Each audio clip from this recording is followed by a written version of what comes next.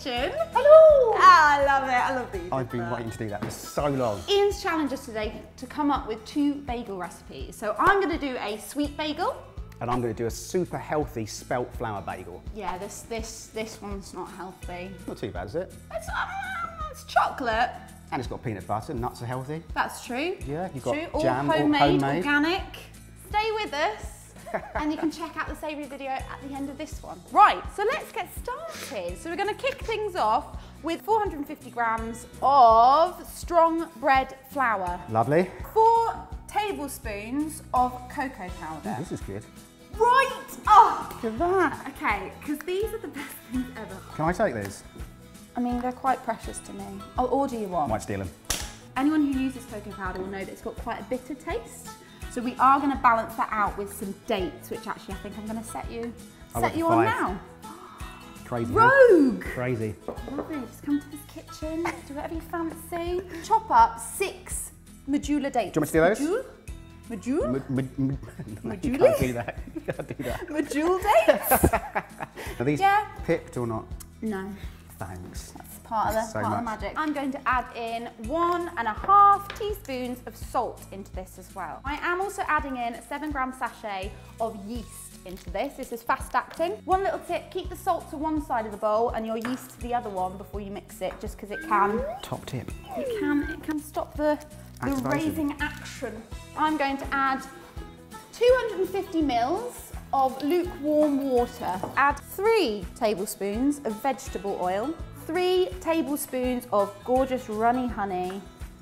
And this is where we're going to get that extra sweetness, but also the honey in these bagels helps to create that lovely skin, because obviously bagels you poach essentially. Yeah, so bread you bake so that you get a firm crust, and then a bagel you essentially boil and you put it in a little bit of honey so you actually create a skin to it, and then you bake it afterwards.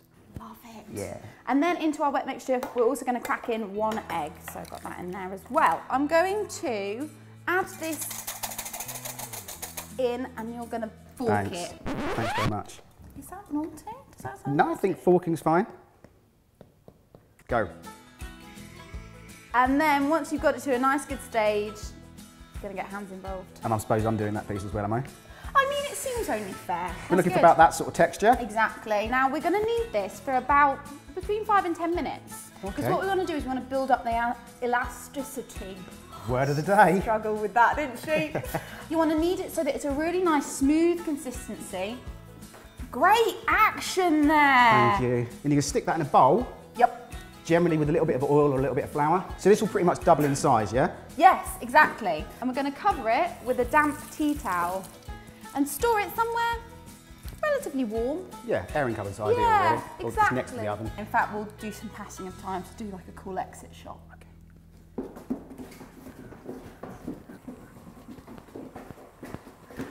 Seamless. So here we have it, our lovely dough. It's been proofing for an hour, so it's lovely and bubbled inside.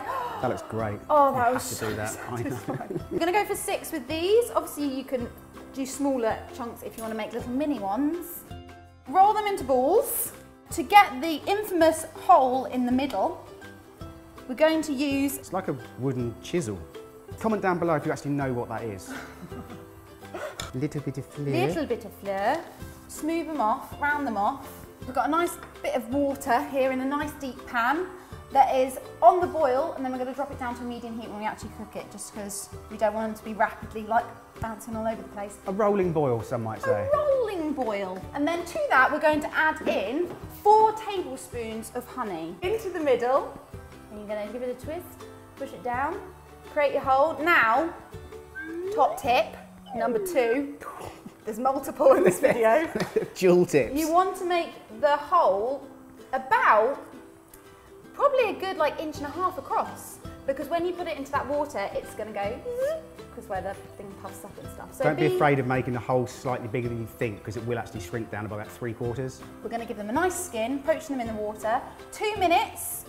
Flip Bob them over, 2 minutes the other side. Ideally, you want to remove them with a nice slotted spoon to drain off that water. But what we did is we pinched them out, drained them off on some kitchen roll, and I've transferred them now to a tray lined with greaseproof paper. We've got some sesame seeds, which go perfectly with them.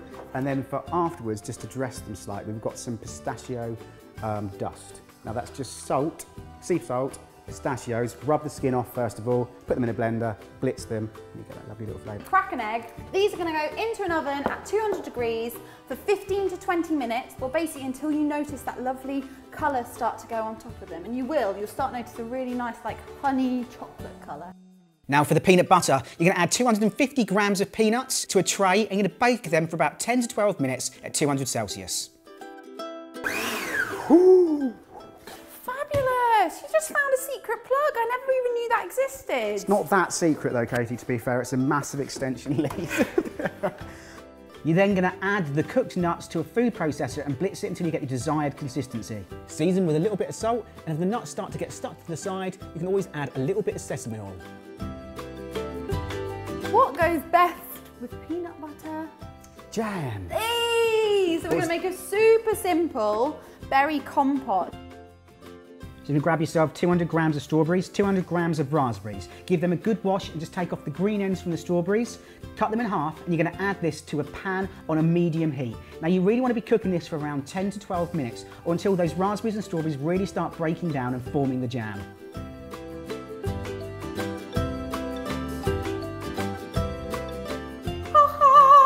Let's grab this little cheeky monster. Cut this in half? Yes, please. I'm going to plate this up because I can't wait any longer, to be honest. All that's left to do now, people, is to give it a go. I'm allergic to nuts. So.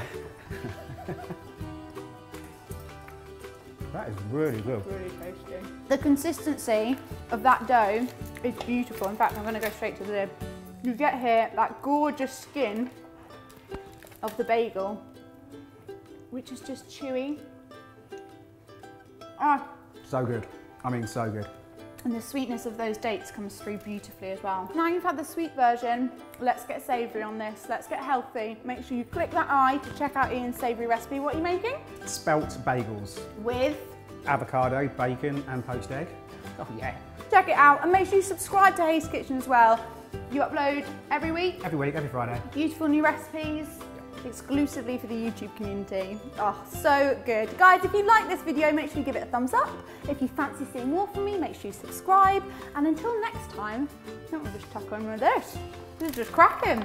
See you later. I'll fight you over this one.